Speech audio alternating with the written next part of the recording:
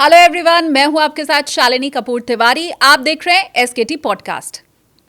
चिंतामणि एसकेटी और take off with एसकेटी के जो लंबे पॉडकास्ट होते हैं उनकी छोटी क्लिप्स आपको इस चैनल में देखने को मिलेगी।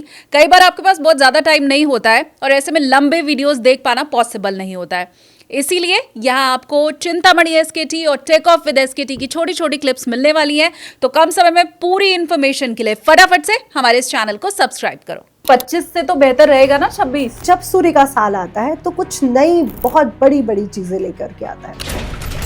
धर्म आगे बढ़ने वाला है, शिक्षा आगे बढ़ने वाली है, बहुत ज्यादा डिफेंस आगे बढ़ने वाला, सरकार अब राजा आ रहे हैं, अब किंग आ रहे हैं। जब ये साल बदल रहा है तो वो गुस्सा भी लोगों का क्या शांत होगा? क्या झगड़े झंझट वाली जो चीजें थी उससे मुक्ति मिलेगी हम लोगों को? राजा लड़ाई तो करवाएगा पर झंझट नहीं देगा। 2026 में ये मेंशन है कि कुछ बड़े नाम हमें छोड़ के जाए। चंद्र लग्न हो चाहे चंद्र राशि हो, यानी जो राशि में बोल रही हूँ वो आपका लग्न भी हो सकता है, तब भी एग्जैक्ट कंडीशन आपके लिए आएगी। मेष राशि के लिए कुछ चुनौतियों भरा ये साल रहेगा। नौकरी व्यवसाय में आपको सक्रिय होना पड़ेगा। वृश्चिक राशि पार्टनरशिप में, लव अफेयर्स में आपके लिए अच्छा समय रहेगा, साल भर अच्छा जाएगा। वृषभ राशि में साल की शुरुआत में चंद्रमा गोचर कर रहे हैं, इसलिए परिवार को संजोना शुरू करो। प्रोफेशन अपने आप आपका बैलेंस हो जाएगा। तो सिंह राशि वालों तैयार हो जाओ। सिंह राशि के लिए राहु केतु थोड़ी परेशानियां तो लेके आए हैं। पूरा साल जल्दी उठ जाओ, चाहे कोई भी राशि हो आपकी, आपके वारे न्यारे अपने आप हो जाएगी। आपके करियर में बड़ी बड़ी चुनौतियां भी शनि महाराज लेकर के आएंगे, तो शनि महाराज का उपाय जरूर करें। ससुराल में थोड़े से विवाद हो सकते हैं, इसलिए ससुराल पक्ष का थोड़ा सा ध्यान रखें और वाद विवाद से दूर रहें। जंत्री में सारी प्राकृतिक आपदाएं लिखी है और 2026 में वो आएंगी। नमस्ते, प्रणाम, जय श्री कृष्ण, राधे राधे। आप देखना शुरू कर चुके हैं चिंतामणि विद एसकेटी। एसकेटी यानी कि मैं शालिनी कपूर तिवारी। 2026 कैसा रहेगा? अब देखिए, 25 तो जा रहा है और 26 जैसे जैसे नजदीक आ रहा है, हर कोई ये समझना चाहता है, ये जानना चाहता है कि 2026 उसके लिए आशीर्वाद लेकर आएगा या संकट लेकर आएगा। अब अगर आशीर्वाद लेकर के आ रहा है तब भी आपको तैयारी जरूरी है, ताकि उसका 2 गुना 3 गुना फायदा आप ले पाए। अगर वो संकट लेकर आ रहा है तब भी सचेत होना जरूरी है, ताकि उसकी तैयारी भी आप अभी से कर सकें। और इसीलिए आपको सचेत करने वाला, भविष्य के संभावित खतरों को बताने वाला, और अगर कुछ बढ़िया शानदार आपके साथ होने वाला है तो वो बताने वाला ये पॉडकास्ट है। राशियों के हिसाब से तो हम आपको समझाएंगे कि आप दिन दूनी रात चौगुनी तरक्की करने वाले हैं, और अगर नहीं तो वो आप करें कैसे। इसके अलावा भी 26 कैसा रहेगा इस पॉडकास्ट में आपको पता चल जाएगा, क्योंकि 25 कई बुरी यादें देके हमें गया है, और ऐसे में 26 में तो वो यादें पीछा हमारा छोड़ रही हैं या नहीं, ये सबके मन में सवाल है। जो मेहमान मेरे साथ हैं, आप चिंतामणि एसकेटी पर पहले उन्हें देख चुके हैं, बहुत प्यार भी आपने दिया था। एक बार फिर से चलिए मिलकर उनका हम स्वागत कर लेते हैं। मेरे साथ हैं मशहूर ज्योतिषाचार्य नितिशा मल्होत्रा जी। बहुत स्वागत है। थैंक यू सो मच बुलाने के लिए। मेरे व्यूवर्स आपको देखना चाहते थे और हमें बहुत सारी रिक्वेस्ट भी मिली थी कि नितिशा जी दोबारा कब आएंगी। तो आई एम श्योर कि आप लोगों की वो जो उम्मीद थी वो आज पूरी हो रही है। तो फटाफट से नितिशा जी के लिए पहले आप लाइक कीजिए। और अब जो मेरा सबसे पहला सवाल है, शनि के बारे में आप मेरे व्यूवर्स को बता चुकी हैं पहले। अब हम शनि से आगे बढ़ते हुए 26 कैसा जाएगा जब उसकी चर्चा करने वाले हैं, तो मुझे तो पहले थोड़ा मोटा मोटी आप आकलन दे दीजिए कि 25 से तो बेहतर रहेगा ना 26। पहले तो आपके दर्शकों को नव वर्ष की हार्दिक शुभकामनाएं, और साथ ही साथ राधे राधे और जय मां पीताम्बरा। तो देखिए, 25 में हमने कुछ बुरी यादों को भी देखा, लेकिन ऐसा भी नहीं था कि पूरा साल ही बहुत बुरा गया हो, तो मिला जुला रहा। और 2026 भी कुछ मिली जुली यादों को लेकर के आ रहा है, यानी बहुत अच्छा भी रहेगा उसका मिड पार्ट, और शुरुआत में और लास्ट में कुछ बैड न्यूज भी हमें सुनने को मिलेंगी। यानी जो 2026 का मिड पार्ट है वो मुझे लगता है वो ब्लेसिंग लेकर के आ रहा है, जब गुरु महाराज उच्च के रहेंगे और उसके बाद मंगल और गुरु एंड में इकट्ठे होंगे और राहु की दृष्टि दोनों ग्रहों पर पड़ेगी, तो कुछ बैड न्यूज भी हमें लास्ट में मिल सकती हैं। और साल की शुरुआत की अगर मैं बात करूं, जनवरी, फरवरी, मार्च, तो यहाँ पे भी हमें कुछ बैड न्यूज सुनने को मिलेंगी, क्योंकि मिथुन राशि के गुरु को हम बहुत ज्यादा शुभ नहीं मानते और गुरु महाराज अतिचारी भी हैं। और शनि महाराज तो पूरे साल मीन राशि धर्म की राशि में रहने वाले हैं, तो मुझे लगता है धर्म आगे बढ़ने वाला है बहुत ज्यादा, शिक्षा आगे बढ़ने वाली है बहुत ज्यादा, डिफेंस आगे बढ़ने वाला, सरकार क्योंकि टोटल नंबर 1 पे आ रहा है। तो जब सूर्य का साल आता है तो कुछ नई बहुत बड़ी बड़ी चीजें लेकर के आता है, क्योंकि नई शुरुआत का समय जो मंगल का समय था वो तो निकल चुका है, अब राजा आ रहे हैं, अब किंग आ रहे हैं। तो किंग जब आते हैं तो प्रजा में कुछ असंतुलन भी लेके आएंगे। अच्छा, और ये हर देश के ऊपर फिर ऐसे ही लागू रहने वाला है? जी बिल्कुल, क्योंकि 2026 टोटल नंबर 1 पे अगर बात करें तो वो देश विदेश सब पर अपना असर डालेगा। मैं आगे राशियों की तरफ बढ़ूं उसके पहले एक और मेरा सवाल है। हमने 2025 के लिए सुना था कि क्योंकि ये मंगल का साल है, मंगल दंगल करता है, लोगों को गुस्सा बहुत आएगा और देश के बीच में भी कई देशों के बीच में लड़ाइयां होंगी। तो अब क्या जब ये साल बदल रहा है तो वो गुस्सा भी लोगों का क्या शांत होगा? क्या जो लड़ाइयां देशों के बीच में चल रही हैं क्या वो खत्म होने के आसार दिखाई देंगे? क्या झगड़े झंझट वाली जो चीजें थी उससे मुक्ति मिलेगी हम लोगों को? देखिए वो सेनापति था, उसने लड़ाइयां भी करवाई और झंझट भी दी। अब राजा आ रहा है तो राजा लड़ाई तो करवाएगा पर झंझट नहीं देगा, यानी युद्ध वॉर जैसी स्थितियां फिर बनेंगी, लेकिन सब अपने आप जो गलत है वो पीछे हट जाएगा और जो सही है वो ऊपर आ जाएगा, क्योंकि धर्म भी यहाँ पे आगे बढ़ रहा है। तो जो सत्य धर्म है, जो धर्म है, जो रियलिटी है वही होगा। तो क्योंकि किंग आ रहे हैं तो किंग तो जीतने के लिए आ रहे हैं, वो हार तो सकते नहीं है। हाँ। इसलिए मुझे लगता है कि जो देश विदेशों में कहीं पर भी हम वॉर्स देख रहे हैं वो हम देखेंगे, लेकिन वो खत्म होते हुए भी देखेंगे। अभी तक वो चीजें खत्म नहीं हो पा रही थी, बैलेंस नहीं कर पा रहे थे। हाँ। अब राजा वो बैलेंस कर देंगे। तो प्राकृतिक आपदाएं तो देखिए, आप जंत्री को ज्यादा अच्छे से जानती है मुझसे तो जंत्री में सब कुछ लिखा रहता है कि कब बाढ़ आएगी, कब प्राकृतिक आपदाएं आएंगी, भूकंप के बारे में भी पहले लिखा रहता है। हाँ। मौसम विभाग तो हमें आज बोलता है ये होने वाला है, उसमें तो पहले ही छप जाता है। तो मुझे लगता है जंत्री में सारी प्राकृतिक आपदाएं लिखी है और 2026 में वो आएंगी और वो लिखी हुई है। जैसे ठंड बहुत ज़्यादा पड़ेगी, जनवरी फरवरी में ठंड बहुत ज़्यादा पड़ने वाली है। साथ ही साथ प्राकृतिक आपदाएं, भूस्खलन होना, भूकंप आना, ये सब तो लिखा है, वो तो आएगा आएगा। उसको कोई ज्योतिष से आप जोड़ रहे हो तो हाँ, वो ज्योतिष में हमारी जंत्रियों में लिखा हुआ है। मौसम विभाग तो आपको कुछ दिन पहले न्यूज़ देता है, हम तो पहले ही कह देते हैं जंत्री में सब लिखा है। आप मंथली वाइज भी पढ़ोगे तो लिखा रहता है कि डिवोर्स होने वाले हैं या वाद विवाद बढ़ेगा, हर एक चीज वहां पे मेंशन रहती है। हाँ। तो मुझे लगता है कि जो मौसम से रिलेटेड है वो तो आपको पता ही, आप भी जंत्री पढ़ सकते हो। हाँ, ये जरूर आपके चैनल के थ्रू कहना चाहूंगी कि जंत्री सबको पढ़नी सीखनी चाहिए, क्योंकि उसमें सब कुछ लिखा है। आपके डिसीजन कैसे आप सही ले सकते हो, कौन सी प्लैनेटरी सिचुएशन है, कब चुप रहना है, कब बोलना है, कब थोड़ा सा एनर्जेटिक हो जाना है, कब शांत हो जाना है, ये उसमें मेंशन है। तो और पहले अगर हम साउथ इंडिया की बात करें तो वहाँ पे जब पंडित हायर किए जाते हैं तो पहले शास्त्रार्थ होता है, या आपको कितनी नॉलेज है। अब हम लोगों को ही नॉलेज नहीं है तो हम दूसरे से क्या वो करेंगे तो नॉलेज होनी बहुत जरूरी है, और जंत्री की नॉलेज सबके लिए बहुत अच्छी है। ग्रह परिवर्तन कर रहा है, चंद्रमा कौन सी राशि में है, हमारी थॉट कैसी रहेंगी, हम क्या करने वाले हैं, तो सबको एटलीस्ट जंत्री पढ़नी सीखनी चाहिए। वाकई ये मुझे लगता है हमारा दुर्भाग्य है कि अब जो अगली जनरेशन आ रही है वो जंत्री और पंचांग को देखना तक नहीं जानती है। हम नहीं जानते हैं कि कोई तिथि कब बदल रही है, उसमें लिखा है साफ साफ, लेकिन हम पढ़ना तक नहीं जानते हैं कि तिथि कब बदल रही है, नक्षत्र कितने होते हैं, योग कितने होते हैं, करण क्या है, नवांश क्या है, घटी पल क्या है, ये चीजें ही आज का युवा नहीं जानता है। तो आप बेसिक ही नहीं जानते हो। हाँ। तो आगे आप कैसे बढ़ोगे? आप अगर पंचांग के बारे में, जंत्री के बारे में और जानना चाहते हैं, आप ये चाहते हैं कि नितिशा जी आपको वो समझाएं, तो प्लीज आप मुझे कमेंट करके बताइए। ये युवा पीढ़ी के लिए मैं ऐसा मानती हूँ बहुत जरूरी है। सनातन हम समझें ये उसकी पहली सीढ़ी होती है, पहली सीढ़ी होती है। आप पहली सीढ़ी नहीं पहचानते हो तो कमेंट कीजिए, नितिशा जी दोबारा आकर आपको पंचांग और जंत्री देखना जो बेसिक है, प्राइमरी की जो परीक्षा आप पास करते हैं वो सिखाएं, इसके लिए आपका कमेंट जरूरी है मुझे। बिल्कुल, और मुहूर्त बहुत जरूरी है। आप कब निकल रहे हो, कब क्या कार्य कर रहे हो। देखिए ऑफिस जाना, खाना बनाना, घर संभालना, ये सब कोई करता है, लेकिन जो नए कार्य कर रहे हैं, अब गाड़ी लेने जाना है, चलो चलते हैं, पैसा है, चेक ले लिया, ये ले लिया और चल दिए, इसके लिए मुहूर्त देखना बहुत जरूरी है। तो नए साल पे जो गाड़ियां ले रहे हैं, घर ले रहे हैं, क्योंकि बहुतों की प्रॉपर्टी बनने वाली है, गुरु उच्च के हो जाएंगे तो प्रॉपर्टी और गाड़ियां तो बनाएंगे मिड ऑफ द ईयर। अच्छा, तो उसके लिए मुहूर्त देख के जाएं।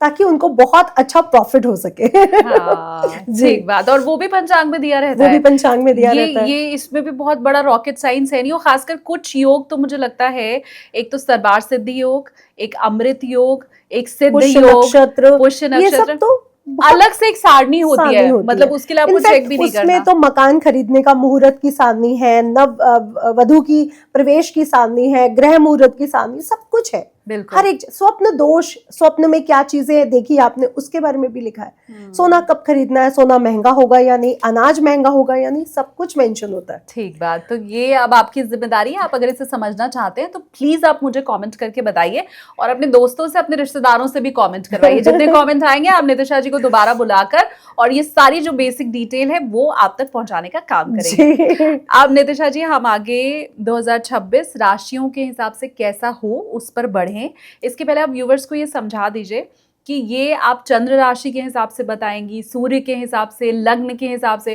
क्योंकि मैं जब भी राशि फल के ऊपर कोई पॉडकास्ट करती हूँ तो सबसे ज्यादा कमेंट यही आता है कि मैम ये चंद्र राशि है, सूर्य राशि है। तो आप प्लीज देखिए, हम लोग वैदिक एस्ट्रोलॉजर हैं, तो हमारे को चंद्र राशि को ही इंपॉर्टेंस देनी होती है, क्योंकि चंद्रमा मनसो जातका, तो चंद्रमा हमारा मन है और चंद्रमा से ही हम चल रहे हैं। ऑफ कोर्स सूरज चंद्रमा को रोशनी दे रहा है, लेकिन जब राशि की बात करते हैं तो वो चंद्रमा से देखी जाती है। तो 1 जनवरी 2026 सुबह 7:08 पर सूर्योदय हो रहा है दिल्ली में। तो मैंने वो लग्न बनाई है जो धनु लग्न बन रही है। सूर्य महाराज उस दिन धनु राशि में है, मंगल के साथ, बुध के साथ और शुक्र के साथ गोचर कर रहे हैं। चंद्रमा वृषभ राशि में उच्च की राशि में गोचर कर रहे हैं। गुरु महाराज रेट्रोग्रेड होकर मिथुन राशि से, और राहु कुंभ राशि में है ही है, और केतु सिंह राशि में है, और शनि महाराज मीन राशि में है। तो ये कुंडली उस दिन की तैयार हो रही है। अब अगर हम बहुत ध्यान से देखें तो मंगल, बुध और शुक्र अस्त भी है उस दिन, और टोटल नंबर 1 का आ रहा है। तो सूर्य का साल है और सूर्य ने 3 ग्रहों को अस्त भी किया हुआ है, अपनी पूरी ऊर्जा उनमें डाइवर्ट की हुई है। तो अस्त ग्रह का ये मतलब नहीं होता कि वो हमें इम्पैक्ट नहीं दे पाएगा।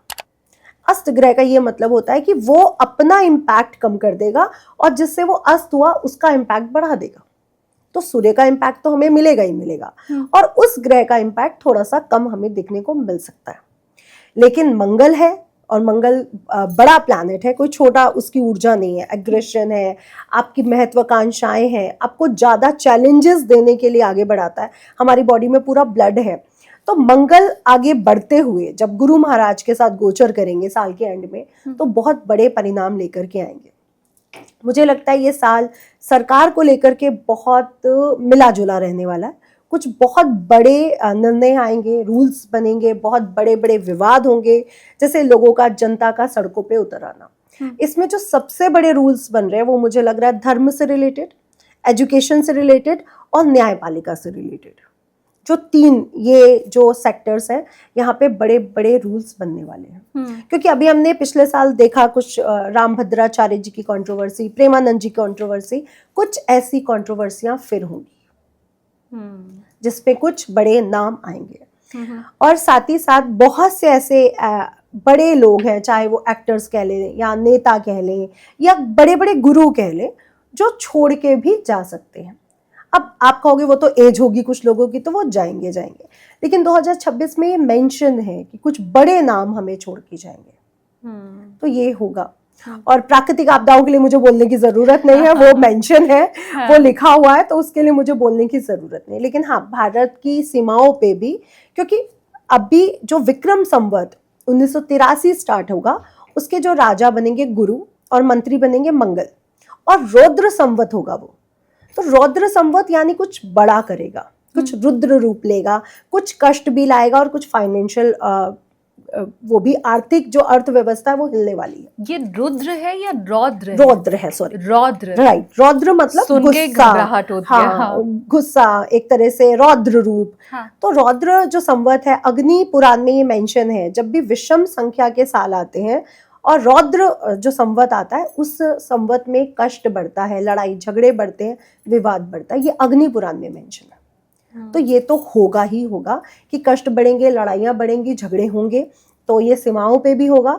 और अभी तो हमने भारत पाकिस्तान देखा है, तो अभी चीन पाकिस्तान का भी कुछ एक्शन रिएक्शन होने वाला है। मैं डिटेल में इसके ऊपर आगे आपसे समझूंगी। हम जब क्लाइमेक्स की ओर आगे बढ़ेंगे तब मैं ये चीजें आपसे, और मुझे लगता है हम कुछ राजनेताओं पर भी चर्चा करेंगे। लेकिन नितिशा जी ने आपको ये बता दिया है कि वो चंद्र कुंडली के हिसाब से आपको आपका राशिफल बताने जा रही है, आपका साल कैसा बीतेगा ये बताने जा रही है। सीधा मतलब है आपकी कुंडली में चंद्रमा जिस स्थान पर है वो राशि आपको देखनी है, और उसी के हिसाब से ये पूरा भविष्यफल आपका चाहे चंद्र पता चलेगा। राशि, चाहे चंद्र लग्न हो, चाहे चंद्र राशि हो, यानी जो राशि मैं बोल रही हूँ वो आपका लग्न भी हो सकता है, तब भी एग्जैक्ट कंडीशन आपके लिए आएगी। तो ये तो फिर कंफ्यूज हो गए लोग। जैसे तुला लग्न और तुला राशि वाले, मेष लग्न और मेष राशि वाले। लेकिन जिसकी मेष राशि होगी उसकी लग्न तो कोई दूसरी भी हो सकती है जी, लेकिन अगर मैं मेष को ही लग्न मान लूं और चंद्रमा और गुरु और सभी ग्रहों का गोचर देखूं तो एग्जैक्ट कंडीशन आ जाएगी। इसलिए मेष लग्न और मेष राशि दोनों पे ये काम करेगा। तो ये अब आपकी मर्जी है, आप चाहे तो लग्न भी फिर देख सकते हैं। जी, लग्न देखना इजी रहता है लोगों के लिए, बहुत आराम से देख सकते हैं। जो आपका सेंटर पॉइंट होता है ना आपकी कुंडली में, वो आपकी लग्न होती है। उन लोगों के लिए जो नहीं जानते हैं मैं बता दूं, और वहां पर जो नंबर लिखा हुआ है, अगर 5 लिखा है तो सिंह राशि है, अगर 6 लिखा है तो सिंह लग्न है, 6 है तो वो कन्या है। तो अगर आप चाहें तो इस लिहाज से भी देख सकते हैं। अगर नहीं समझ में आ रहा तो जहाँ पे च लिखा है वो आपकी चंद्र राशि है, वहीं से आप देख लीजिए। सिंपल। हम भी शुरुआत करते हैं। जी। पूरा तैयारी के साथ, लिखा पढ़ी के साथ नितिशा जी आई है, मेहनत की है उन्होंने पूरा आपका साल का भविष्य फल बताने के लिए। जी। तो 2 जून को गुरु महाराज कर्क राशि में प्रवेश करेंगे और 31 अक्टूबर तक यहीं रहेंगे। उसके बाद वो सिंह राशि में गोचर करेंगे, पहला। दूसरा, मंगल तो आप जानते हैं 30 से 40 दिन, 42 दिन में वो राशि परिवर्तन करते रहते हैं। तो 16 जनवरी, 23 फरवरी, 2 अप्रैल, 11 मई ऐसे उनका राशि परिवर्तन रहेगा। और शुक्र, बुध, सूर्य भी हर महीने अपना राशि परिवर्तन करते हैं। बुध तो 22 से 28 दिन में भी राशि परिवर्तन कर जाते हैं। तो ये राशि परिवर्तन होगा, और इसके हिसाब से ही मैंने जो गणना तैयार की है वो है मेष राशि। सबसे पहले ले लेते हैं काल पुरुष की प्रथम राशि मेष राशि। इसके स्वामी ग्रह मंगल है। मेष राशि के स्वामी ग्रह मंगल साल की शुरुआत में ही धनु राशि से गोचर कर रहे हैं। सूर्य, शुक्र और बुध के साथ है। और वृषभ राशि में चंद्रमा आपके उच्च के हैं, और गुरु मिथुन राशि में बैठे हुए। यानी मेष राशि के लिए कुछ चुनौतियों भरा ये साल रहेगा, क्योंकि मेष राशि की 7.5 भी चल रही है। हम शनि महाराज को भूल नहीं सकते, क्योंकि इनका बहुत बड़ा इम्पैक्ट हमारी राशियों पर पड़ता है।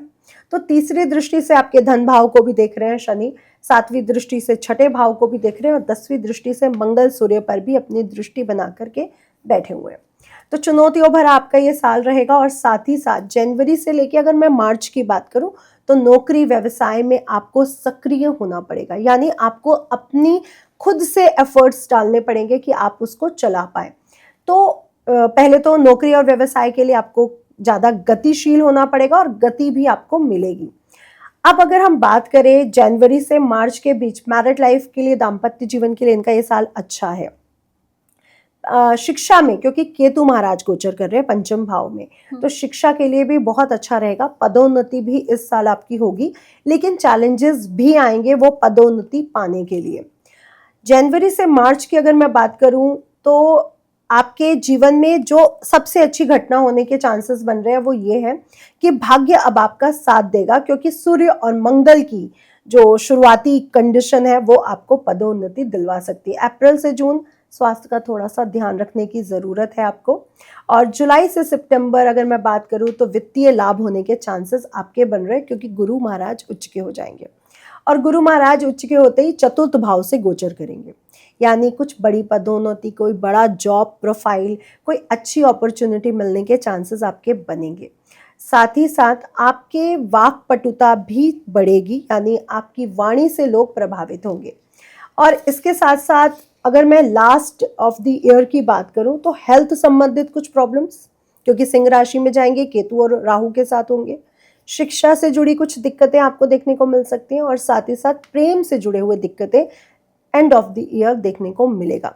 तो शुरुआती साल थोड़ा सा आपके लिए चैलेंजेस लेके आएगा, मिड ऑफ द ईयर बहुत अच्छा परिणाम देगा, और लास्ट ऑफ द ईयर कह सकते हैं वो कुछ मंथ हेल्थ प्रॉब्लम और प्रेम से विवाद आपको दिलवा सकता है। तो थोड़ा सा अगर बैलेंस करके चलेंगे मेष राशि वाले तो बहुत अच्छा रहेगा। और शनि के उपाय करते रहेंगे, क्योंकि शनि की 7.5 का इम्पैक्ट आप पर है। शनि की साढ़े साती का इम्पैक्ट कम हो रहा है जब गुरु महाराज उच्च के हो रहे हैं, क्योंकि वो मंगल पर भी दृष्टि डालेंगे, मंगल को भी अपने साथ लेके चल रहे हैं। तो अगर शनि के उपाय करते रहें तो आपके लिए बेहद अच्छा रहेगा। काली चीजों से परहेज रखना है आपको, और पूरा ही साल सोच समझ कर बात करने की कोशिश करें, ऐसे ही कुछ ना बोल दें, क्योंकि तीसरी दृष्टि आपकी वाणी पर है। खर्च करते समय बहुत बैलेंस करें।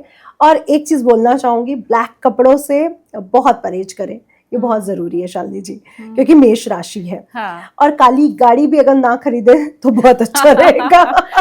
हाँ, तो अपनी अपनी जबान पर कंट्रोल रखना है, और मुझे लगता है ये तो हर कोई कर ले तो ज्यादा बेहतर है, वो मेष राशि वाला है या नहीं। ये बात मुझे तो सही है। एक चीज मुझे एक चीज आप और समझाइए, क्या ऐसा होता है कि शनि की साढ़े साती जिस राशि पर शुरू होती है उसके लिए ज्यादा परेशानी होती है, जिसका मिड वाला टर्म होता है उसके लिए थोड़ी कम, और जिसकी जारी होती है उसके लिए और कम। इजी होता है? हाँ जी, कहा जाता है कि शनि जाते हुए शुभ माने जाते हैं और लक्ष्मी जी आते हुए। तो शनि जाना शुभ माना जाता है, तो 3 चरण तक वो साढ़े साती का इम्पैक्ट कम हो जाता है। तो 70% हमने यही देखा है। तो इस लिहाज से 30% अगर मैं बात करूं, हाँ। जैसे इंदिरा गांधी जी रहे, तो इंदिरा गांधी जी का जो जब वो प्रधानमंत्री बनी तो द्वितीय चरण चल रहा था, सेकेंड टर्म, तब वो प्रधानमंत्री बनी। तो मुझे लगता है ये आपकी कुंडली पर भी इम्पैक्ट करता है कि आपकी कुंडली के और ग्रह कैसे बैठे हुए हैं। हाँ। तो फिर साढ़े साती का इम्पैक्ट अच्छा और बुरा भी हो सकता है। लेकिन एक अगर हम जनरलाइज रूल देखें तो उस हिसाब से मेष राशि वालों के लिए फिर ये कष्ट भरा समय रहेगा, क्योंकि शनि की साढ़े साती शुरू हो रही है। हाँ, कह सकते हैं कि जो चुनौतियां हैं वो आएंगी, लेकिन चतुर्थ भाव में गुरु गोचर करेगा, अपनी 7वीं दृष्टि 10th हाउस पे डालेगा, तो आपके कार्य क्षेत्र के लिए तो अच्छा कर देगा। अगर वो बड़ा प्लैनेट है शनि, तो गुरु भी बड़ा प्लैनेट है, ज्ञान का प्लैनेट है। हाँ। तो वो संघर्ष देगा, लेकिन ये आपको इम्पैक्टफुल प्रोग्रेशन भी देगा, यानी प्रोग्रेसिव भी रहेगा साल, क्योंकि पूरी तरह से समाज धर्म इनके हाथ में है। शनि 12th हाउस में है, खर्च बढ़ाएगा, मानसिक चिंताएं देगा, वाणी से संबंधित विवाद देगा, आप उस पर कंट्रोल करें तो गुरु का असर हमें अच्छा मिल जाएगा। तो बेसिकली हमारी राशियां या हमारे ग्रह हम पे अच्छा या बुरा असर कैसे डालते हैं, जैसे हम अपनी ऊर्जाओं को संचरित करते हैं। हमारी ऊर्जाएं अगर हम बैलेंस कर लें, हमें नहीं बोलना है, विवाद से बचना है, खर्च से बचना है, तो वो चीजें ठीक भी हो जाती है। अब छोटा सा शनि का फिर आप उपाय भी बता दीजिए, क्योंकि आपने कहा है मेष राशि वालों को करना है। जी बिल्कुल करना है। तो शनि के रेमेडी के लिए दशरथ कृत शनि स्तोत्र पढ़ना बेहद अच्छा रहता है, और शनि के लिए पीपल के वृक्ष के नीचे दिया जरूर जलाएं, और जो गरीब लोग हैं, जो आपके सर्वेंट्स हैं, उनको टाइम पे भोजन भी दे, टाइम पे चाय पिलाएं और टाइम पे उनकी सैलरी दे दें। हाँ, एक दिन भी लेट नहीं करना है। लेट नहीं करना, और सैटरडे को दे रहे हैं तो बहुत अच्छा है, क्योंकि सैटरडे उन्हीं का दिन है, आप उनको उसी दिन सैलरी दे दे, 1-2 दिन पहले या 1-2 दिन बाद, लेकिन सैटरडे को दें तो बहुत अच्छा है। कुछ खिलाएं जरूर। अब देखिए सर्दी है, गर्मी है, उसके हिसाब से उसको खिला दें या उसको हेल्प कर दें, तो बेहद शुभ है। तो बेसिकली ग्रह कैसे काम करते हैं, हमारी ऊर्जा कैसी, हम कैसे दान कर रहे हैं, हम कैसे लोगों की हेल्प कर रहे हैं, वैसे ही सृष्टि हमारी हेल्प करती है। तो आपकी पूरी हेल्प हो मेष राशि वालों, यही मेरी इच्छा है, और आपको सटीक उपाय मिल गया है, तो मैं बार बार कह रही हूँ कि उसके लिए आपको इस पॉडकास्ट को लाइक करना है। जी, लाइक तो जरूर करना है। अब वृष राशि की ओर बढ़ते हैं। वृषभ राशि में साल की शुरुआत में चंद्रमा गोचर कर रहे हैं, और यहाँ पे द्वितीय भाव में गुरु महाराज रेट्रोग्रेड होकर के बैठे हुए हैं, और अष्टम भाव में मंगल, सूर्य, बुध और शुक्र की युति हुई है। 10th हाउस में राहु, यानी बहुत सी चीजें आपको संतुलन बनाना पड़ेगा। 10th हाउस में राहु है, चतुर्थ भाव में केतु है। राहु महत्वाकांक्षाएं बढ़ाता है, केतु चीजों को सिकोड़ता है। बैलेंस की जरूरत है। अगर आप बहुत ज्यादा महत्वाकांक्षी हुए तो केतु अपनी वो कम कर देगा, इसलिए परिवार को संजोना शुरू करो, प्रोफेशन अपने आप आपका बैलेंस हो जाएगा। जहां पे सिकुड़न है वहां पे थोड़ा सा अगर हम ध्यान दे दें, तो जहां पे महत्वाकांक्षा है वो बैलेंस हो जाएगी, क्योंकि राहु कह रहा है इस समय प्रोफेशन की तरफ जाओ, कुछ बड़ा कर दो, परिवार छोड़ दो। लेकिन केतु क्या चाहता है, परिवार छोड़ो नहीं, सिकुड़ना चाहता है, आपको दूर करना चाहता है, इसलिए परिवार को बैलेंस करो। इस समय प्रोफेशन पे ध्यान तो देना है, लेकिन परिवार पर पूरा ध्यान भी देना है। तो दोनों का संतुलन अगर आप रखेंगे, क्योंकि राहु केतु अगर असंतुलित हुए तो गड़बड़ करेंगे, तो संतुलन बरकरार रखें। शनि महाराज आपके लाभ स्थान से गोचर कर रहे हैं, तो शनि का लाभ स्थान से गोचर आपकी उनकी तीसरी दृष्टि आपके लग्न पर जाएगी, यानी वृषभ राशि, वृषभ लग्न पर जाएगी। तो अपनी ऊर्जाओं का बेहद ध्यान रखें, आप कैसे दिख रहे हैं, आप कैसा सोच रहे हैं, क्योंकि शनि की तीसरी दृष्टि आपके दिमाग पर है, आपके शरीर पर है, आपके फेस पर है। तो अपना ध्यान रखना है, ऐसा नहीं करना कि शेव नहीं बनाई या सुबह उठते ही कहीं चले गए। तो आप अपने पूरे ड्रेसअप पे, अपने फेस पर ध्यान रखेंगे, अपनी थॉट ऑफ एनर्जी पे ध्यान रखेंगे कि मुझे पॉजिटिव ही रहना है। थकान है तो महसूस नहीं करनी है, ओवरलोड काम हो रहा है तो महसूस नहीं करना है, क्योंकि काम तो करना ही पड़ेगा। और वृषभ राशि के लिए साल बेहद अच्छा है, लेकिन आपको एफर्टलेस नहीं होना, एफर्ट्स डालते रहने हैं। स्थिर साल है, लेकिन अगेन एफर्ट्स डालते जाइए ताकि स्थिरता बरकरार रहे। कोई रेमेडी भी है इनके लिए? हाँ जी, रेमेडी भी मैं अभी बताती जाऊंगी। हाँ। जी, तो सावधानी रखें, पदोन्नति आपको मिलने के पूरे चांसेस हैं, विदेशों से अच्छा प्रॉफिट होने के चांसेस हैं, आर्थिक लाभ, क्योंकि गुरु महाराज धन भाव से गोचर कर रहे हैं। मिड ऑफ द टाइम है ईयर का, उसमें गुरु महाराज तृतीय भाव में जाएंगे, जब आपका भाग्यवर्धक समय होगा। तो साल का बीच वाला जो टाइम है वो आपके लिए बेहद भाग्यवर्धक रहने वाला है। खर्च पर पूरी तरह से कंट्रोल रखें, और नींद से जुड़ी जितनी भी समस्याएं हैं, बीमारियां, उसका कंट्रोल करें, क्योंकि नींद तो इनकी डिस्टर्ब रहेगी। अच्छा। हाँ जी, शनि की तीसरी दृष्टि लग्न पे आ रही है, यानी वृषभ राशि पे आ रही है। तो वृषभ राशि और वृषभ लग्न, आपको नींद से जुड़ी दिक्कतें या बहुत बिजी शेड्यूल होने के कारण परिवार में थोड़ा वाद विवाद, नींद पूरी ना हो पाना, ये हो सकता है। जनवरी से मार्च की बात करूं तो पारिवारिक संतुलन बहुत जरूरी है। अप्रैल से जून की बात करूं तो धन लाभ होगा आपका, और भाग्य भी आपका साथ देगा। गुरु महाराज आपको पूरे तरह आशीर्वाद दे रहे हैं। जुलाई से अगर सितंबर की बात करें तो करियर में स्थिरता आएगी, आपके काम बनने लगेंगे, और बहुत सारी अपॉर्चुनिटीज इस समय आपके जीवन में आएंगी। Last of the year again मैं बोलूंगी, हेल्थ का अपने बहुत ध्यान रखें। स्पेशली हेल्थ का रखना है रीढ़ से हड्डी से संबंधित। तो आपको हो सकता है कमर में दर्द, रीढ़ की हड्डी में दर्द कुछ फील हो जाए। आपके लिए क्या रेमेडी रहेगी?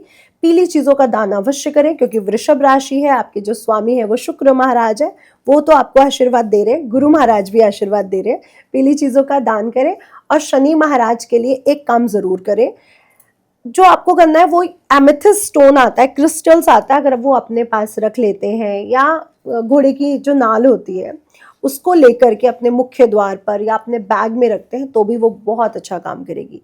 तो मैं कहूँगी काले घोड़े की नाल अगर आपको मिल जाए तो बेहद शुभ रहेगा, क्योंकि वृषभ लग्न और वृषभ राशि के लिए शनि का बुरा इम्पैक्ट नहीं पड़ता, दोनों ही मित्र है, दोनों के स्वामी। अच्छा, मेष और वृष दोनों ही के लिए मुझे ऐसा लगा कि मिड ऑफ द ईयर जो है वो ज्यादा अच्छा रहने वाला है। शालिनी जी, सबके लिए, क्योंकि गुरु उस समय उच्च के हो जाएंगे। हाँ। तो वो सभी के लिए अच्छा परिणाम लेके आएंगे, क्योंकि गुरु है, प्रॉस्पेरिटी के देवता है। तो वो जब शुभ होते हैं तो वो शुभता ही लाएंगे। क्या बात है। हाँ, तो वो मोस्टली सब राशियों के लिए, हाँ। कुछ राशियों के लिए बहुत ज्यादा अबंडेंट लेके आएंगे, वो अलग रहेगा। हाँ, मैं नोट करती चलूंगी वो कौन कौन सी राशियां हैं। अब तीसरी राशि पे बढ़ते हैं। काल पुरुष की तीसरी राशि मिथुन राशि, स्वामी ग्रह बुध है, और आप ही की राशि से गुरु महाराज गोचर कर रहे हैं। तो वैसे तो मिथुन राशि के लिए अच्छा समय चल रहा है, लेकिन कहा जाता है कि गुरु जहां बैठते हैं वहां स्थान हानि करो जीवा का एक सिद्धांत लगता है। यानी आपको डिसीजन लेते समय बहुत सोचना है।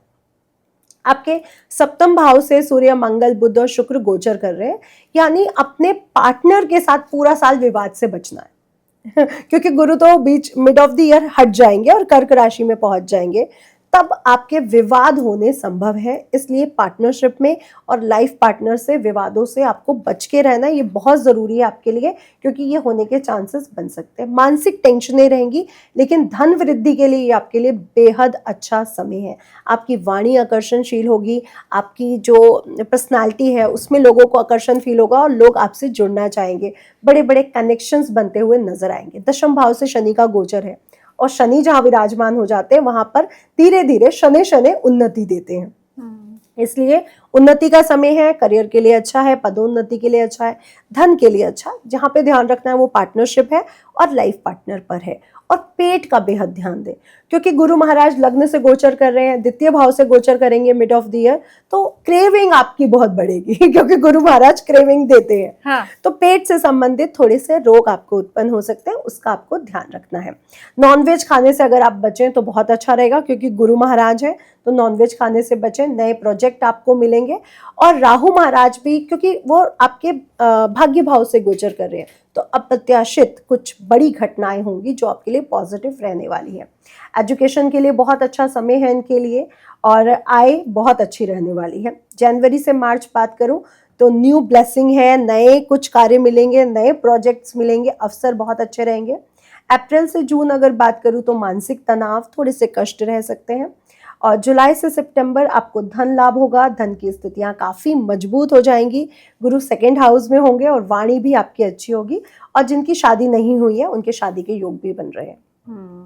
तो रेडी टू मिंगल। मंगल ही मंगल है सारा मिथुन राशि वालों के लिए। और एंड ऑफ द ईयर थोड़ा सा संबंधों में सुधार की जरूरत है, तो अपने रिलेशनशिप पर आपको ध्यान देना है। हेल्थ के लिए आपको सिर्फ पेट का थोड़ा सा ध्यान रखना है, अदरवाइज सब बढ़िया है। इसमें मैंने जो नोटिस किया वो ये किया कि क्रेविंग क्योंकि बढ़ेगी मिथुन राशि वालों की, और वो क्रेविंग बढ़ेगी तो ऊटपटांग खाएंगे तो फिर वजन भी बढ़ जाएगा आपका। क्योंकि मेरा गुरु लग्न में है। अच्छा। तो मैं ये देखती हूँ, मेरे बेटे का भी गुरु लग्न में, उसका कर्क राशि का, मेरा तुला राशि का, उसका उच्च का है और मेरा तुला। हम लोग बहुत क्रेविंग रहती है खाने की। हाँ। तो हमारा पेट भरा भी हो ना, हमें लगता है और क्या टेस्टी ढूंढ ले, मीठा ढूंढ ले कुछ। हाँ, तो फिर पतले होने के लिए अलग मेहनत करनी पड़ेगी। तो इस बात का आप ख्याल रखें पूरे 2026 और मैं ये मानती हूँ, अगर आप बहुत मोटे नहीं हो तो आपका गुरु अच्छा काम कर रहा है, क्योंकि अगर फैट बढ़ा तो गुरु का इम्पैक्ट भी बैड हो जाएगा। तो थोड़ा सा अपनी बॉडी पर ध्यान दें, एक्सरसाइज जरूर करें, क्योंकि मंगल का इम्पैक्ट उसमें जुड़ जाएगा। तो ये पूरी राशि के लिए है कि मंगल मंत्री बन के आ रहे हैं, तो एक्सरसाइज पूरे साल सबको करनी है। अच्छा, पसीना खूब बहाना है, जिम जाना है, चाहे दौड़ना है, घर में योगा प्राणायाम कर लो, खेले, चाहे योगा करे, चाहे क्रिकेट खेले, बस खेले जरूर, एक्सरसाइज करें। हाँ, ये बहुत अच्छा उपाय है सभी राशि वालों के लिए, एक साथ मिल गया हमें यहाँ पे। और गुरु का एक उपाय, क्योंकि गुरु राजा है हमारे विक्रम संवत 2083 के, इसलिए एजुकेशन जरूर प्राप्त करें। जो लोग बड़ी एज के हैं, अब एजुकेशन से रिलेशन नहीं है, कुछ भी पढ़े, तो मैं पढ़ने की राय सबको देती हूँ। हाँ। भले आप गीता पढ़ ले, कोई अच्छी मोटिवेशनल किताब पढ़ ले, बट पढ़े जरूर। पढ़ना सबको चाहिए, क्योंकि पंचम भाव हमारे पुनर्जन्म का भी है, पिछले जन्म से लाए हुए कर्मास का भी है। जब हम आपके पिछले जन्म के कर्म को देखते हैं तो वो पंचम भाव से देखते हैं। तो अगर आपको उसको भी रिलीज करना है, संतान के साथ अपने रिलेशनशिप स्ट्रॉन्ग करने हैं, मेरी पढ़ाई अधूरी रह गई, मेरे बच्चों की ना रहे, तो अपने पंचम भाव को बहुत स्ट्रॉन्ग करें। और पुस्तकें पढ़ने से वैसे भी ज्ञान में हमेशा हर किसी की वृद्धि होती है, तो वो आप जीवन के किसी भी पड़ाव में है, कोई भी उम्र आपकी है, उसको नहीं रोकना चाहिए, वो अनवरत जारी रहे। बिल्कुल। 3 राशियां हो गई, आप कर्क राशि की ओर बढ़ें। तो ये है हमारी कर्क राशि, और कालपुरुष की चौथी राशि है जिसपे गुरु महाराज उच्च के होने वाले हैं। तो इनके लिए तो बल्ले बल्ले है, बहुत अच्छा समय है, क्योंकि गुरु महाराज अपना पूरा आशीर्वाद कर्क राशि को दे रहा है। क्योंकि कर्क राशि पिछले साल तक बहुत परेशान भी रही, ढैया थी उनपे। हाँ। अब वो रिलीफ पा चुकी है, और साथ ही साथ गुरु महाराज का आशीर्वाद भी इनको आ रहा है। साल की शुरुआत में कर्क राशि के स्वामी चंद्रमा भी उच्च के हैं। छठे भाव से सूर्य, बुध और मंगल और शुक्र गोचर कर रहे हैं। अष्टम भाव में राहु है।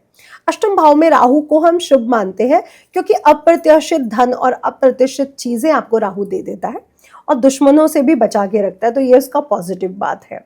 तो कर्क राशि वाले अब अपने गुप्त शत्रुओं से काफी बच के रहने वाले हैं। साथ ही साथ क्रिएटिव चीजों में, क्योंकि ये क्रिएटिव चीजों के ही मालिक है, तो उसमें आगे बढ़ेंगे। थोड़ा उतार चढ़ाव रहेगा, क्योंकि साल की शुरुआत में बुध महाराज छठे में है, और बुध महाराज की राशि मिथुन राशि में गुरु है, तो थोड़ा सा दिक्कतें रहेंगी, तो उतार चढ़ाव रहेगा। लेकिन मिडिल ऑफ द ईयर आपको सफलता पक्का मिलने वाली है। साथ ही साथ संपत्ति को लेकर के काफी अच्छे योग आपके बन रहे हैं। कुछ संपत्ति या गाड़ी बनने के योग बनेंगे। कलह कलेश से बच के रहिए, लेकिन ये आपको लिख के दे रही हूँ, जिसका घर नहीं बना उसका घर बनेगा, या गाड़ी जरूर बन जाएगी। तो ये गुड न्यूज है आपके लिए। जी। हेल्थ को लेकर के भी, क्योंकि अगेन आपके लग्न में आ रहे हैं गुरु महाराज, तो थोड़ी सी क्रेविंग बढ़ेगी। एडवाइजरी आप इस समय बहुत अच्छी देंगे, आपकी पर्सनालिटी में बहुत आकर्षण आएगा, तो लोग आपसे इम्प्रेस भी होंगे। आप एडवाइजरी देंगे लोगों को, और लोगों को वो एडवाइस पसंद भी आएगी और यूजफुल भी होगी। ये आपकी पर्सनालिटी में एक बड़ा चेंज आएगा इस साल, तो ये अच्छी चीज़ है आपके लिए। जनवरी टू मार्च मैं कहूँगी पारिवारिक थोड़े से कलह कलेश से बच के रहें, क्योंकि केतु महाराज गोचर कर रहे हैं। सोच समझ के बात करें, इंट्रोवर्ट नहीं बनना है, अपने बातों को सही ढंग से सही तरीके से रखना है, बस इतना ही। तो लड़ाई नहीं करनी है, लेकिन सही तरीके से और सही ढंग से अपनी बातों को रखना सीखें। अप्रैल टू जून आपके लिए नौकरी में चुनौतियां तो होंगी, लेकिन अपॉर्चुनिटीज भी आएंगी, अवसर भी आएंगे और आप कुछ बड़ा करेंगे। तो थोड़ी चुनौतियों के साथ कुछ बड़ी सक्सेस लेकर के आ रहा है। जुलाई टू सितंबर काफ़ी अच्छे लाभ हो रहे हैं, शायद आपको वो अपॉर्चुनिटीज़ मिल चुकी होंगी जिसका आप बहुत समय से वेट कर रहे थे, तो काफ़ी अच्छे लाभ मिलने वाले हैं। अक्टूबर टू दिसंबर मैं कहूँगी मानसिक तनाव थोड़ा सा रहेगा, क्योंकि यहाँ पर गुरु महाराज सिंह राशि से गोचर करेंगे, जहाँ पर उन पर राहु की दृष्टि भी होगी। शालिनी जी, एक चीज़ मैं ज़रूर बीच में कहना चाहूँगी कि देखिए, मंगल और सूर्य, गुरु कर्क राशि में भी मिलेंगे, जहाँ पर गुरु उच्च के होंगे और मंगल नीच के हो जाएंगे। यहाँ पर समाज को लेकर, धर्म को लेकर बहुत सी चीजें बाहर आएंगी, लेकिन जब वो सिंह राशि में जाएंगे तो वहां पे एक्शन होगा। तो मुझे लग रहा है एंड ऑफ द ईयर काफी एक्शन भरा है। तो काफी चैलेंजेस आपको एंड ऑफ द ईयर जरूर मिलने वाले हैं, इसके लिए तैयार रहिएगा। जो भी गलतियां करी है वो पनिशमेंट मिलेगी, और जो अच्छा किया है उसका कुछ अच्छा परिणाम आपको एंड ऑफ द ईयर मिलेगा। और कुछ रेमेडी कर्क राशि के लिए? कर्क राशि के लिए बस इतनी रेमेडी रहेगी कि सफेद चीजों का दान करें और ओम नमो भगवते वासुदेवाय का जाप करें। कान्हा जी, श्री हरि विष्णु की पूजा करना आपके लिए बेहद शुभ रहेगा। रेमेडी लेना मेरे व्यूवर्स के लिए मैं कभी नहीं भूलती हूँ। हाँ। कुछ नहीं पता कि आपको इन 12 महीनों में कहाँ कब कष्ट पीड़ा शुरू हो जाए, और फिर उसमें ये जो रेमेडी आप बताती हैं फिर वही कारगर सिद्ध होती है कि वो पूरी तरह कष्ट कट भले न जाए, लेकिन कुछ हल्का हो जाता है, हमें संबल मिल जाता है, हिम्मत उससे आ जाती है। हाँ। और बुरे वक्त में वही हमारे काम आती है। तो कृष्ण जी की पूजा इनके लिए बेस्ट रहने वाली है, क्योंकि जब हम बात करते हैं कर्क राशि के स्वामी चंद्र देवता है और कृष्ण जी चंद्रवंशी है। जो शिव जी के 10 अवतार हैं उसमें कृष्ण जो अवतार है वो इनके लिए बेस्ट है। मैं हमेशा कर्क राशि को कहती हूँ, आप चंद्रमा आपके लॉर्ड है, आप कृष्ण जी की पूजा करो। क्या बात है। और ठाकुर जी की पूजा करना बहुत आसान है। हाँ। बहुत सिंपल है। और कृष्ण जी को जल्दी प्रसन्न करना है तो राधे राधे करना शुरू कर दो, वो प्रसन्न हो जाएंगे। हाँ, या नितिशा जी का आप जब भी कोई पॉडकास्ट या आप वीडियो देखेंगे तो वो राधे राधे के साथ ही शुरुआत करती है। तो वो शब्द आपके कान में जरूर गूंजेगा। शालिनी जी, मैं आपको सच बता रही हूँ, मैं राधे श्री जी को कुछ भी बोल दूं वो पूरा होता है। मैं सच बता रही हूँ। कोई परेशानी भी होती है ना, मैं आज ये हुआ, मैं परेशान हूँ, या ये अच्छा हुआ, या ये हो जाए, वो हो जाता है। हाँ। वो परेशानी खत्म हो जाती है, उनको बोलते ही खत्म हो जाता है। आपका डायरेक्ट कम्युनिकेशन कान्हा की जगह राधे राधे जो आप कहती है तो राधा रानी के साथ है, और जाहिर सी बात है राधा रानी जिसके साथ है फिर कान्हा तो उसके साथ है ही। तो इसी बात पे अब आप कमेंट सेक्शन में फटाफट से राधे राधे लिख दीजिए। आप अपनी हाजिरी लगाइए कमेंट सेक्शन में और लिखिए राधे राधे। राधे राधे। और फैक्ट है, सच बता रही हूँ, आप करके देख लो, उनको कुछ भी बोल के देख लो, वो पूरा होता है। कोई परेशानी है वो बोल के देख लो, वो खत्म हो जाएगी, दूसरे दिन खत्म हो जाएगी। ये बहुत अच्छी बात है। काल पुरुष की 5वीं राशि सिंह राशि, जिससे केतु महाराज गोचर कर रहे हैं। सप्तम भाव में आपके राहु है, और सूर्य बुध मंगल और शुक्र आपके 5म भाव से गोचर करते हुए नजर आ रहे हैं। गुरु अभी तो मिथुन राशि में है, लेकिन कुछ ही समय के बाद मिड ऑफ द ईयर में वो आपके कर्क राशि में यानी 12th हाउस में पहुंच जाएंगे। तो ये वो समय है जहां पर हम देखते हैं कि केतु लग्न में, केतु को ध्वजा भी मानते हैं, केतु को हम लोग तिलक भी मानते हैं। तो सिंह राशि के लिए राहु केतु थोड़ी परेशानियां तो लेके आए हैं, लेकिन ध्वजा मतलब जीत और तिलक भी मतलब जीत है। हाँ। तो कुछ जीतने तो वाले हैं, और इन्हीं के राजा का टाइम भी शुरू हो रहा है, किंग आ रहे हैं। हाँ, और इनके लिए बहुत अच्छी न्यूज भी लेके आ रहे हैं। लेकिन राजा बनना शालिनी जी आसान तो नहीं है, बहुत बड़ी वॉर लड़नी पड़ती है, बहुत से प्लानिंग्स करने पड़ जाते हैं। और राजा के कपड़े तो हम बहुत वैसे देखते हैं, उनका मुकुट देखते हैं, बट उनके जूते अगर देखें तो वो लोहे के होते हैं। यानी स्ट्रगल, यानी चैलेंजेस, लेकिन आपको सफलता भी जरूर मिलेगी, क्योंकि साल ही आपका है। तो सिंह राशि वालों तैयार हो जाओ, ये साल आपका है।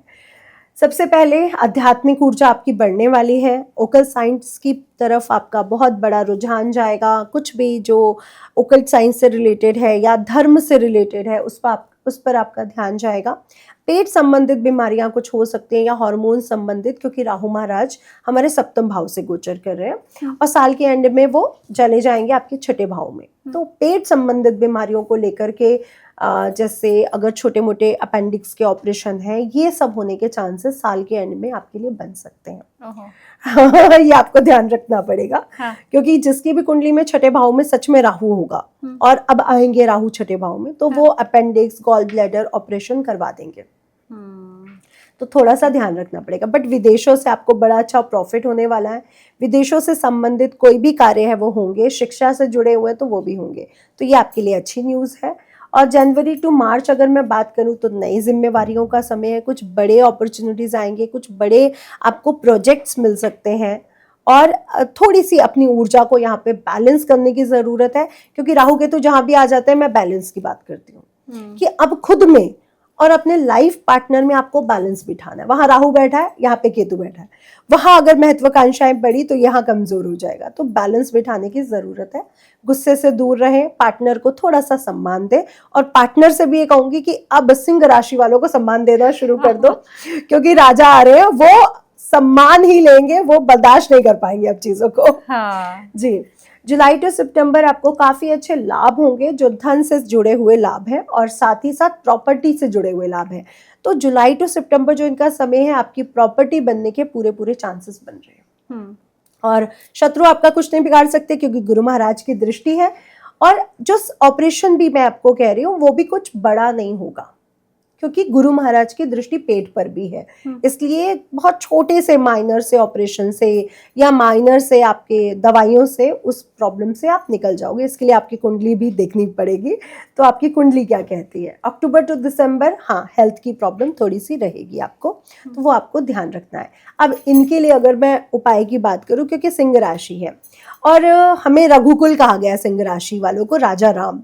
सूर्य की राशि सिंह राशि और राजा राम जो है वो सूर्यवंशी है। तो राम जी की पूजा करिए ना। हाँ। वहां पे कान्हा जी को पकड़ लीजिए और यहाँ पे राम जी को पकड़ लीजिए। ये सिर्फ इस ईयर की बात नहीं है, आप हमेशा सिंह राशि है, सूर्य देवता की उपासना करिए, राजा राम जी की उपासना करिए। आपके वैसे भी वारे न्यारे होंगे, तो राम रक्षा स्त्रोत पढ़िए। राहु केतु भी शांत रहेंगे, उनकी ऊर्जाएं बैलेंस रहेंगी। और साल के एंड में जब गुरु आपकी राशि में आएंगे तो वो ऊर्जा, क्योंकि राहु की दृष्टि गुरु पर होगी, गुरु चांडाल योग बनेगा। बट गुरु और केतु का जो कॉम्बिनेशन है वो अच्छा माना जाता है। इसलिए आध्यात्मिकता, धर्म के प्रति आपका रुझान बढ़ने वाला है, जो बेहद अच्छा रहेगा। लेकिन बैलेंस उसमें भी जरूरत है, क्योंकि धर्म भी ज्यादा बढ़ जाए तो परिवार ना छूट जाए, पार्टनर ना छूट जाए, तो उसका भी ध्यान रखिए। बैलेंस बहुत जरूरी है।